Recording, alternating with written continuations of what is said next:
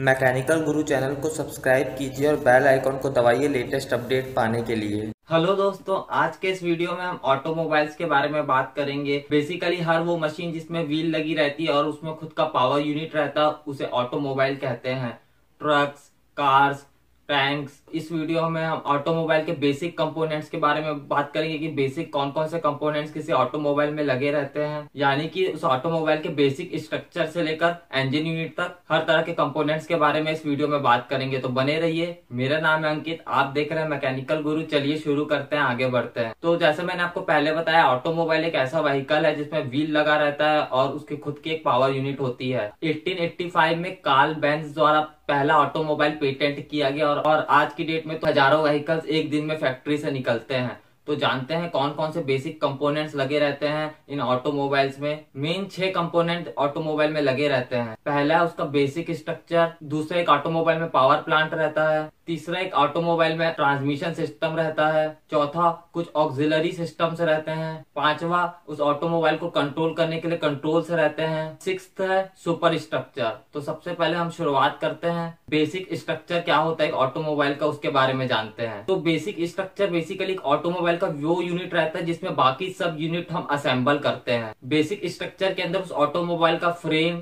Tyres, chassis, axles, suspension system, यह सब उसके बेसिक स्ट्रक्चर में आते हैं। सबसे पहले फ्रेम्स के बारे में बात कर लेते हैं। तो फ्रेम एक ऐसा प्रेस्ड स्टील स्ट्रक्चर रहता है जिसमें उस ऑटोमोबाइल के हर यूनिट्स को जोड़ा जाता है, हर मैकेनिकल यूनिट्स को जोड़ा जाता है। और एक इंटीग्रल या फ्रेमलेस स्ट्रक्चर भी होता है ऑटोमोबाइल्स में, जहाँ व्हीकल की बॉडी ही फ्रेम की तरह एक्ट करती है। इसमें जो यूनिट्स नॉर्मली फ्रेम में अटैच किए जाते हैं, फ्रेमलेस स्ट्रक्चर में वह यूनिट डायरेक्ट बॉडी में अटैच किए जाते हैं। लेकिन फ्रेमलेस कंस्ट्रक्शन पॉसिबल है सिर्फ क्लोज्ड कार्स में, जिनमें रूफ है, स्क्रीन पिलर्स हैं, डोर पिलर्स हैं, रियर पैनल है, जो कि एसेंशियल मैकेनिकल पार्ट्स को सपोर्ट कर सकते हैं। अगर ओपन कार होगी या ओपन रूफ गाड़ी होगी तो उसमें फ्रेमलेस स्ट्रक्चर पॉसिबल नहीं है। वहां पे आपको एक फ्रेम की जरूरत पड़ेगी एसेंशियल मैकेनिकल यूनिट्स को जोड़ने के लिए। फ्रेम के अलावा भी बेसिक स्ट्रक्चर में सस्पेंशन सिस्टम आता है। सस्पेंशन सिस्टम जो शॉक्स का ट्रांसमिशन होता है व्हीकल से बॉडी में, उसे रोकने का काम करता है, उसे रजिस्ट करने का काम करता है, जिससे कि जो मैकेनिकल पार्ट्स हैं जो ऑटोमोबाइल में लगे हैं, वह जो रोड्स के कारण जो शॉक लग रहा है बॉडी में, उससे डैमेज ना हो। पुराने समय में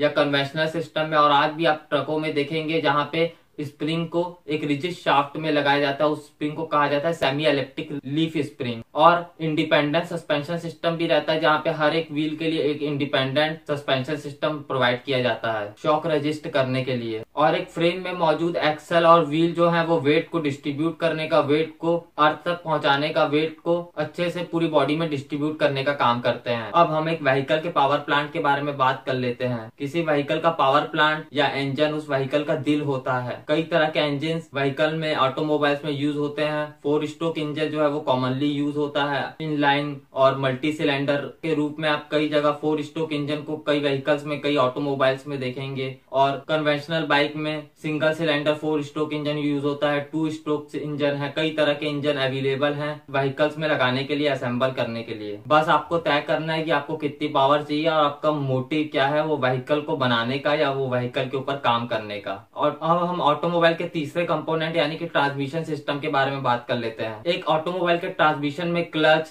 gear box, BVL, crown pins, universal joints, कई तरह के ट्रांसमिशन सिस्टम में कई तरह के इक्विपमेंट्स आपको देखने को मिलेंगे। जो गियर बॉक्स रहता है ऑटोमोबाइल में, 4, 5, 6 डिफरेंट तरह के स्पीड रेशियोज अवेलेबल रहते हैं। और एक प्रोपेलर शाफ्ट का यूज होता है गियर बॉक्स से टॉर्क ट्रांसमिट करने के लिए रियल व्हील में। इन सब कंपोनेंट्स के बारे में एक एक करके मैं डिटेल्ड वीडियो जरूर बनाऊंगा। कई तरह के ऑक्सिलरीज भी यूज होती हैं ऑटोमोबाइल्स में, जैसे कि जो इलेक्ट्रिकल सप्लाई सिस्टम रहता है स्टार्टर में, जनरेटर में लगा रहता है वो, ignition system, driving light, signalling light, door locks, यह सब ऑक्सिलरी सिस्टम्स के अंतर्गत आते हैं। और एक ऑटोमोबाइल के कंट्रोलिंग सिस्टम में स्टीयरिंग सिस्टम आता है और ब्रेकिंग सिस्टम आता है। अब हम आखिरी सबसे मेन कंपोनेंट सुपर स्ट्रक्चर के बारे में बात कर लेते हैं। उन व्हीकल्स में, उन ऑटोमोबाइल्स में जिनमें फ्रेमलेस कंस्ट्रक्शन नहीं किया जाता है, वहां पे एक सुपर स्ट्रक्चर आपको जरूर देखने को मिलेगा। यानी कि जो फ्रेमलेस कंस्ट्रक्शन वाली गाड़ियां है वहां पे आपको सुपर स्ट्रक्चर देखने को नहीं मिलेगा, लेकिन जो फ्रेम स्ट्रक्चर वाली गाड़ियां जिनमें चेसिस है वहां पे आपको एक सुपर स्ट्रक्चर जरूर देखने को मिलेगा। यानी कि बेसिकली जो आपको आउटर आउटर बॉडी दिखती है वह सुपर स्ट्रक्चर कहलाता है। उन व्हीकल्स में, उन ऑटोमोबाइल्स में जहाँ पे चेचिस देखने को मिलेगा, तो जो बॉडी उस फ्रेम से लगी रहती है, जो बॉडी चेचिस में लगी रहती है, उस बॉडी को हम सुपर स्ट्रक्चर बोलते हैं। और अगर फ्रेमलेस कंस्ट्रक्शन की बात करें तो बॉडी ही दोनों काम करेगी,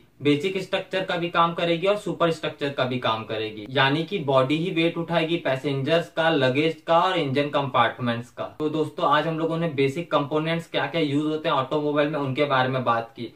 फ्यूचर में जरूर ऐसे वीडियोस आएंगे जहाँ पे मैं एक एक कंपोनेंट को पकड़ के उनको अच्छे से डिटेल में आपको बताऊंगा। मुझे उम्मीद है कि आपको ये वीडियो पसंद आया होगा, और पसंद आया तो जरूर मेरे चैनल को लाइक करना बिल्कुल ना भूले और शेयर करने में बिल्कुल ना कतराएं। लोग मुझसे पूछते हैं कि क्या मैं ये वीडियो शेयर कर सकता हूँ कि नहीं कर सकता हूँ। बिल्कुल आप ये वीडियो शेयर कर सकते हैं, और साथ ही साथ प्लीज मेरे चैनल को सब्सक्राइब कीजिए और बेल आइकॉन को दबाइए, क्योंकि मैं आपके लिए रोज ऐसी अच्छी अच्छी वीडियोस लेके आता रहता हूँ। जय हिंद, वंदे मातरम।